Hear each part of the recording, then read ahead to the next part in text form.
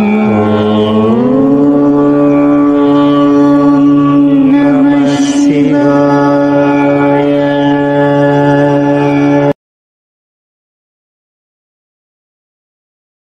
గురుభ్యో నమః. శ్రీమాత్రే నమః. మనిషి కుక్కలకు రొట్టెను తినిపించడం ద్వారా కలిగే 8 ప్రయోజనాలను తెలుసుకున్నట్లయితే వారికి ఎప్పుడూ కూడా కష్టాలు కలగవు, వారికి ఎప్పుడూ కూడా దుఃఖాలు కలగవు. పూర్వం ఒకసారి ఒక గురువు వద్దకు ఒక శిష్యుడు వచ్చి, గురుదేవా, నా మనసులో ఒక సందేహం ఉంది. గురుదేవా, అందరూ కుక్కలకు రొట్టెలను తినిపిస్తూ ఉంటారు. అలా రొట్టెలను తినిపించినందుకు మానవులకు ఎలాంటి ప్రయోజనం కలుగుతుంది అంటూ అడుగుతాడు. అప్పుడు ఆ గురువు, నాయనా, కుక్కలకు రొట్టెలను తినిపించడం ద్వారా ఒక్కటి కాదు 8 ప్రయోజనాలు కలుగుతాయి. ఆ 8 ప్రయోజనాల గురించి మానవులు తెలుసుకున్నట్లయితే వారి జన్మ ధన్యమైపోతుంది. జీవితంలో ఎక్కువగా వారు సుఖాలను అనుభవిస్తారు. దీనికి సంబంధించిన ఒక చిన్న కథని చెప్తాను, జాగ్రత్తగా విను. ఈ కథలో కుక్కలకు రొట్టెలను తినిపించడం వల్ల కలిగే 8 ప్రయోజనాలను చెప్తాను.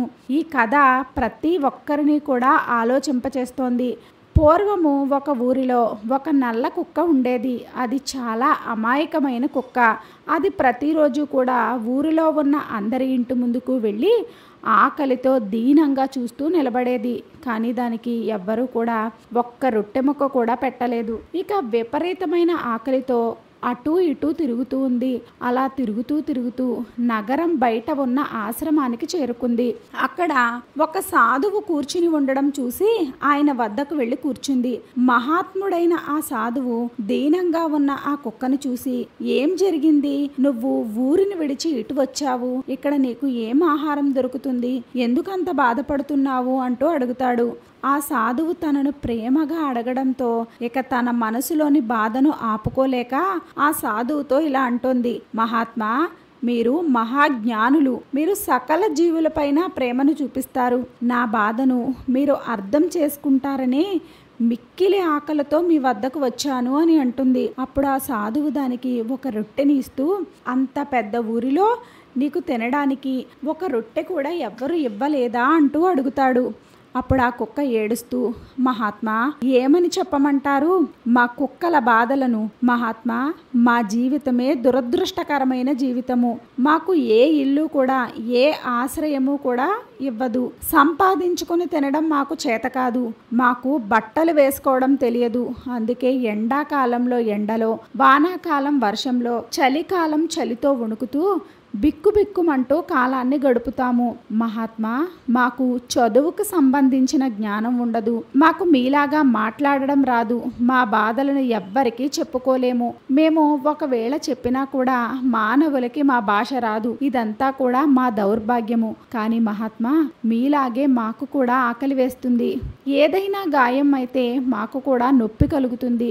మాకు మీలాగే ఏడవడం కూడా వస్తుంది. కేవలము ఈ 3 విషయాలలో మేము మీరు సమానమే మహాత్మా. ఈశ్వరుడు కష్టాలను అనుభవించడానికే మాకు ఈ జన్మను ప్రసాదించాడు. మేము స్వతంత్రంగా జీవించలేము. మేము ఖచ్చితంగా మానవులపై ఆధారపడి జీవించవలసిందే. మానవుడు జన్మించినప్పుడు వారి ఇంట్లో ఒక పండగలాగా జరుపుకుంటారు. మేము జన్మిస్తే ఎవరు సంతోషిస్తారు? నేను పుట్టినప్పుడు నేను పడుకున్న ప్రదేశం చాలా మృదువుగా మెత్తగా ఉంది. ఆ సమయంలో అసలు చలి పెట్టేది కాదు. నేను అప్పుడు అనుకున్నాను, ఇక నాకు ఏదో ఒక గొప్ప ఇంట్లో జన్మ లభించింది అని అనుకున్నాను. నేను కళ్ళు తెరిచి చూస్తే అప్పుడు నాకు అర్థమైంది, నా తల్లి తనకు పుట్టిన 5 పిల్లలను గుండెలకు హత్తుకుని పడుకుంది. మేము 5 అన్నదమ్ములము. నేను తప్ప మిగతా 4 కూడా ఎర్రగా తెల్లగా ఉన్నారు. కానీ నేను మాత్రమే నల్లగా ఉన్నాను. అందరికన్నా నేనే చిన్నవాడిని. 2 రోజులకే మా తల్లి మమ్మల్ని ఒంటరిగా వదిలి భోజనం తేవడానికి బయటకు వెళ్ళేది. మాకు పాలు ఇవ్వడానికి ఆమె ఆహారాన్ని తీసుకోవాలి కదా. నా తల్లి ఆహారం కోసము వీధిన తిరుగుతూ ఉండేది. ఆ ఒక్క తల్లిపై మేము 5 ఆధారపడి ఉన్నాము. మా తల్లి ఎంత కష్టపడినా కూడా ఒకరోజు ఆహారం దొరికితే మరొక రోజు ఆహారం దొరికేది కాదు. కానీ మమ్మల్ని మాత్రము చాలా జాగ్రత్తగా కాపాడుకునేది. ఎవ్వరినీ మా వద్దకు రానిచ్చేది కాదు. ఎంతైనా తల్లి ప్రేమ కదా మహాత్మా. మా తల్లి రాత్రంతా మెలకుగా ఉంటూ ఊర్లోకి ఎవరైనా ఎవరైనా కొత్తవారు వస్తే వారిని వెంబడించేది. అరుస్తూ అందరినీ అప్రమత్తంగా ఉండే విధంగా చూసేది. మా తల్లికి భయపడి పక్క ఊరి కుక్కలు కూడా ఈ ఊరిలోకి వచ్చేవి కావు. ఊరిలోనే కాకుండా ఊరి బయట ఉండే పంటలను కూడా జంతువుల బారి నుండి కాపాడేది. అంత మేలు చేస్తున్న మా తల్లికి ఆ ఊరు వాళ్ళు ఆహారం కూడా సరిగ్గా పెట్టేవారు కాదు. ఆహారం కోసం ఆకలిని తట్టుకోలేక ఇంటి ముందుకు వచ్చి అరిస్తే కొంతమంది కర్రలతోనూ నా తల్లిని వెంబడించి కొట్టేవారు. ఇక ఆ రోజు ఆకలితోనే ఉండిపోయేది. మహాత్మా, మీలాగే మాకు కూడా కడుపు ఉంది, మాకు కూడా ఆకలి వేస్తుంది. పైగా మా అమ్మకు తన పిల్లల గురించిన చింత కూడా ఉంది.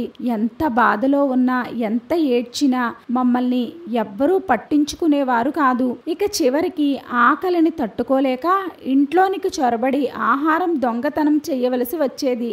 ఇక ఆ రోజైనా ఏదో తినడానికి అక్కడ లభిస్తే దానితోనే తను కడుపు నింపుకుని మా కోసం కొద్దిగా పట్టుకుని వచ్చేది. ఒకవేళ దొంగతనం చేస్తూ దొరికిపోతే ప్రజలు కర్రలు పట్టుకుని వెంటపడి మరీ కొట్టేవారు. మా తల్లి నొప్పిని భరించలేక రాత్రంతా కూడా బోరును ఏడ్చేది. మహాత్మా, మా తల్లి అంత పెద్ద తప్పు ఏం చేసింది? ఆహారమే కదా దొంగతనం చేసింది. మేం దొంగతనం చేసేది ధనం కోసం కాదు, కేవలము ఒక పూట కడుపు నిండా ఆహారం కోసం మాత్రమే. మహాత్మా, ఒకరోజు విపరీతమైన వర్షం వచ్చింది.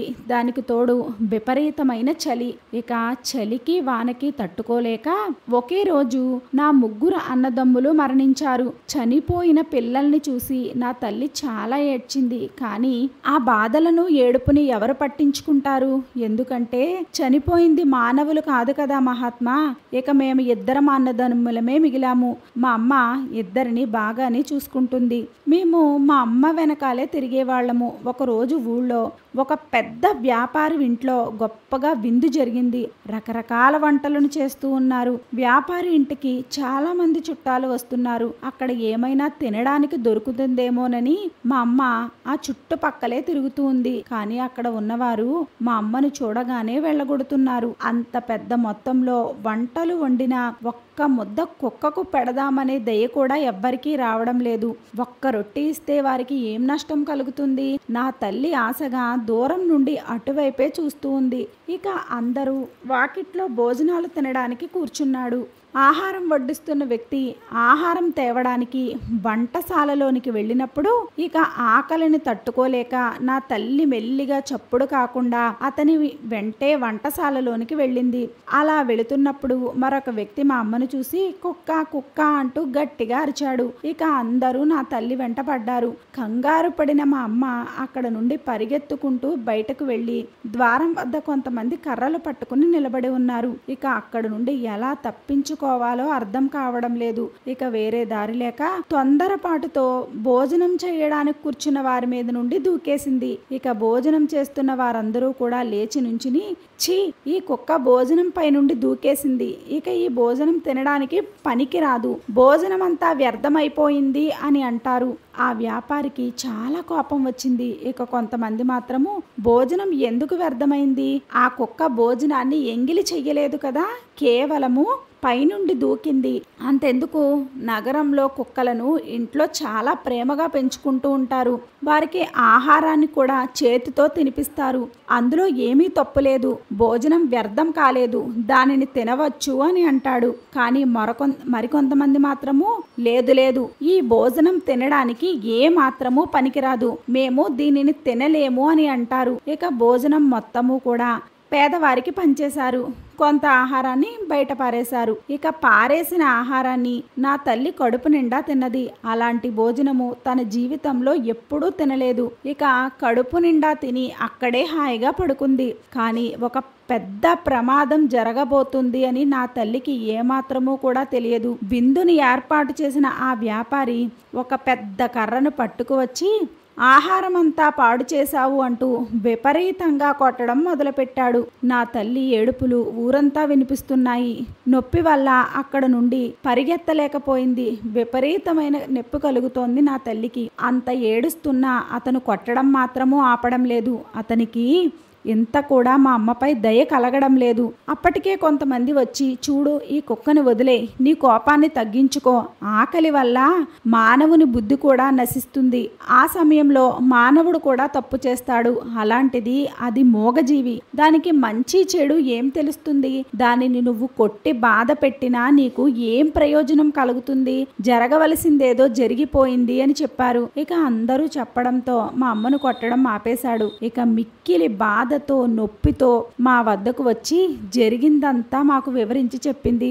అప్పుడు మాకు అనిపించింది, ఆ భగవంతుడు మాకు ఇన్ని కష్టాలను ఎందుకు ఇచ్చాడు, మేము పోయిన జన్మలో ఎలాంటి పాపాలను చేశామో అందుకే ఈ జన్మలో కుక్కలాగా జన్మించి కర్మ ఫలితాలను అనుభవిస్తున్నాము అని అనుకున్నాము. మహాత్మా, ఇలాంటి సంఘటన ఇంకొకటి కూడా జరిగింది. ఒక రోజున ఒక బ్రాహ్మణుడు తీర్థయాత్రలు చేస్తూ దారిలో వెళుతూ ఊరు బయట ఉన్న చెట్టు కింద వంట చేసుకోవడానికి ఆగాడు. వంట చేయడానికి అంతా సిద్ధం చేసుకున్నాడు. రొట్టెలు చేసుకోవడానికి పిండిని తడిపి నీటి కోసం పక్కనే ఉన్న బావి దగ్గరికి వెళ్ళాడు. అటుగా వెళ్ళిన మా అమ్మకు అక్కడ కలిపిన పిండి కనిపించింది. అటూ ఇటూ చూసింది, ఎవ్వరూ కనిపించలేదు. ఎవరో వదిలేసి వెళ్ళినట్లుగా ఉన్నారు అని భావించి ఆ పిండిని తినడం మొదలుపెట్టింది. అటు బ్రాహ్మణుడు తిరిగి వస్తూ కుక్కను పిండి తినడం చూసి చాలా బాధపడతాడు. ఎందుకంటే అతను కూడా 2 రోజుల నుండి ఉపవాసమే ఉన్నాడు. అతనికి కూడా విపరీతమైన ఆకలి వేస్తుంది. అప్పుడే 2 వ్యక్తులు వచ్చి, అయ్యో, నీ ఆహారాన్ని కూడా ఈ కుక్క తినేసిందా, ఈ కుక్క మొన్న కూడా ఊర్లోని వ్యాపారి ఆహారాన్ని కూడా మొత్తము పాడు చేసింది అని అంటాడు. అప్పుడు ఆ బ్రాహ్మణుడు, అయ్యో, ఈ కుక్క నా ఆహారం కోసం కాచుకుని కూర్చున్నట్లుగా ఉంది, నేను అటు వెళ్ళగానే అదును చూసి నా పిండినంతా తినేసింది అంటూ ఆ వెనక ముందు ఏమీ ఆలోచించకుండా ఒక కర్ర తీసుకుని విపరీతంగా కొడుతూ ఉన్నాడు. దానితో మా అమ్మ కాలు విరిగిపోయింది. ఇక మా అమ్మ ఆ పిండిని సరిగ్గా తినలేదు, కానీ దెబ్బలు మాత్రము పూర్తిగా తిన్నది. ఇలా నెల రోజులు మా అమ్మ కుంటూ తిరిగింది. ఈ మానవుడు ఎంత స్వార్థపరుడో మాకు ఆ రోజు అర్థమైంది. మేము మానవులకి ఎంతో సహాయం చేస్తాము, అయినా కూడా మానవుడు మమ్మల్ని అర్థం చేసుకోవడం లేదు. ఎంత జరిగినా ఏం జరిగినా మేము ఆ మానవులపై ఆధారపడి బతకవలసిందే, అంతకు మించి మాకు వేరే దారి లేనే లేదు. మేము మానవుల ఇంటికి కాపలాగా ఉంటాము, వారికి ఎన్నో రకాలుగా సేవలు చేస్తాము, అయినా మమ్మల్ని మానవులు గుర్తించడం లేదు, అయినా మా జీవితము కష్టాలతో నిండి ఉంటుంది అంటూ ఏడుస్తూ తన బాధలను చెప్పింది. ఆ కుక్క ఈ కథను ముగించిన తరువాత ఆ గురువు, నాయనా, ఈ కథను జాగ్రత్తగా విన్నావు కదా, కుక్కల వలన మానవులకి ఎన్ని ప్రయోజనాలు ఉన్నావో తెలుసుకున్నావు కదా, ఇప్పుడు కుక్కలకు రొట్టెలను తినిపించడం ద్వారా మానవులకు కలిగే ముఖ్యమైన 8 ప్రయోజనాలను చెప్తాను, జాగ్రత్తగా విను. అందులో మొదటిది, కుక్కలకు రొట్టెను పెట్టడం వలన మనపై ఉన్న శనిదేవుడు ప్రభావం తగ్గిపోతుంది. ఎందుకంటే శని ప్రభావం మనపై ఎక్కువగా ఉంటే ఆ ఇల్లు ఎప్పటికీ కూడా వృద్ధి చెందదు, అత్యంత దారిద్రాన్ని అనుభవిస్తారు. దీని నుండి తప్పించుకోవడానికి ఒక రొట్టెను కుక్కకు తినిపిస్తే శని ప్రభావం తగ్గి ఆ ఇంట్లో సుఖ సంతోషాలు కలుగుతాయి. ఇక రెండవది, కుక్కకి రొట్టెలను తినిపించడం ద్వారా ఆ ఇంట్లో ఎప్పటి నుండో జరగకుండా ఆగిపోయిన శుభకార్యాలు జరుగుతాయి. వివాహం కాని వారికి తొందరగా వివాహం జరుగుతుంది. సంతానం కోసం ఎదురు చూసేవారికి సంతానం కలగవచ్చు. ఇక మూడవది, కుక్కలకి ఆహారాన్ని పెట్టడం వలన లక్ష్మీదేవి చూపు మన పైన ఉంటుంది. లక్ష్మీదేవి ప్రసన్నమైతే వారి ఇంట్లో ఆర్థిక వృద్ధి జరుగుతుంది. ఇక నాలుగవది, అప్పుల బాధలు ఉండవు. ఎప్పటి నుండో ఉన్న అప్పులు కూడా తీరిపోయి ఆర్థికంగా బాగా స్థిరపడతారు. ఐదవది, కుక్కలకు ఉదయము సాయంత్రము కొద్దిగా ఆహారాన్ని పెట్టడం వలన వ్యాపారంలో నష్టం రాకుండా ఉంటుంది, వ్యాపారంలో వృద్ధి కలుగుతుంది. ఇక ఆరవది, కుక్కలకి ఆహారాన్ని పెట్టడం వలన ఆయుష్ పెరుగుతుంది, ఆరోగ్య సమస్యలు ఎక్కువగా రావు. ఇక ఏడవ విషయము, కుక్కలకు రొట్టెలను పెట్టడం వలన చేయాలి అనుకుంటున్న పనులు విజయవంతంగా పూర్తి అవుతాయి. మన మనసులో ఎప్పుడూ కూడా మంచి ఆలోచనలే వస్తాయి. ఇక చివరిది, మూగజీవులకు ఆహారాన్ని పెట్టడం వలన భగవంతుని దృష్టి మనపై పడుతుంది. ఎందుకంటే భగవంతుడికి సమస్త ప్రాణులపై కూడా దయ ఉంటుంది. అందుకే మూగజీవాలకు ఆహారం పెట్టిన వారిని ఆ భగవంతుడు ఎల్లప్పుడూ కూడా రక్షిస్తూ ఉంటాడు. వారికి ఏ కష్టాలు రాకుండా చూసుకుంటాడు. అంతేకాదు మూగ జీవులకు ఆహారాన్ని పెట్టడం వలన మనం తెలిసి తెలియక చేసిన ఎన్నో పాపాలు ప్రాయశ్చిత్తం అయిపోతాయి. చేసిన పుణ్యం మాత్రము ఊరికే పోదు, అది ఏదో ఒక రూపంలో ఖచ్చితంగా మన వద్దకు చేరుకుంటుంది. అలాగే అమాయకమైన కుక్కలను ఎవరైతే కొడతారో బాధ పెడతారో వాళ్ళు జీవితంలో చాలా కష్టాలను అనుభవిస్తారు. మనకి కుక్కల వల్ల ఏదైనా హాని జరిగినా దానిని ఏమీ అనకూడదు. ఎందుకంటే కుక్కలు మన ఇంటి ముందు ఏడిస్తే దానిని అపశకునంగా భావిస్తారు. గాయాలైన కుక్కలకు ఎవరైతే సహాయం చేసి వైద్యం చేయిస్తారో అలాంటి వారిపై అశ్విని దేవతలు ప్రసన్నమవుతారు. ఇక వారికి జీవితంలో ఎలాంటి ఆరోగ్య సమస్యలు కూడా రావు అంటూ ఆ శిష్యునికి వివరించి చెప్తాడు ఆ గురువు. చూశారు కదా, మూగ జీవాలపై ప్రేమను చూపించడము మానవ ధర్మము. మనకి హాని చెయ్యాలి అనుకోవడము కుక్క లక్ష్యం కాదు. దానికి ఏ ఆహారము దొరకక ఇక ఎక్కడ ఆకలితో చనిపోతానేమో అనే భయంతోనే మానవులపై దాడి చేస్తాయి. పూర్వం మన ఇళ్లలో కుక్కలను తమలో ఒకరిగా భావించేవారు. ప్రతిరోజు కూడా వాటికి ఖచ్చితంగా కడుపు నిండా ఆహారాన్ని పెట్టేవారు. అలా అవి చచ్చేంత వరకు ఆ ఇంటి ముందే ఉండేవి. ఇప్పుడు వాటిని సరిగ్గా ఎవ్వరూ పట్టించుకోవడం లేదు, వాటికి ఆహారాన్ని పెట్టడం లేదు. పూర్వం కుటుంబాలు కూడా చాలా పెద్దవి. వాళ్ళందరూ తినగా ఖచ్చితంగా ఆహారం మిగిలేది. ఆ ఆహారాన్ని కుక్కలకు వేసేవారు. ఇప్పుడు కుటుంబాలు చిన్నవిగా మారిపోయాయి, ప్రేమలు తగ్గిపోయాయి, ఆహారము తగ్గిపోయింది. ఇక కుక్కలను ఎవ్వరూ పట్టించుకోవడం లేదు. వీడియో నచ్చినట్లయితే లైక్ చేయండి. వీడియో నచ్చినట్లయితే మన విరాట్ మంత్ర ఛానల్ని లైక్ చేయండి, షేర్ చేయండి, సబ్స్క్రైబ్ చేసుకోండి. వీడియో నచ్చినట్లయితే కామెంట్ బాక్స్లో జై శ్రీరామ్ అని తప్పక కామెంట్ చేయండి.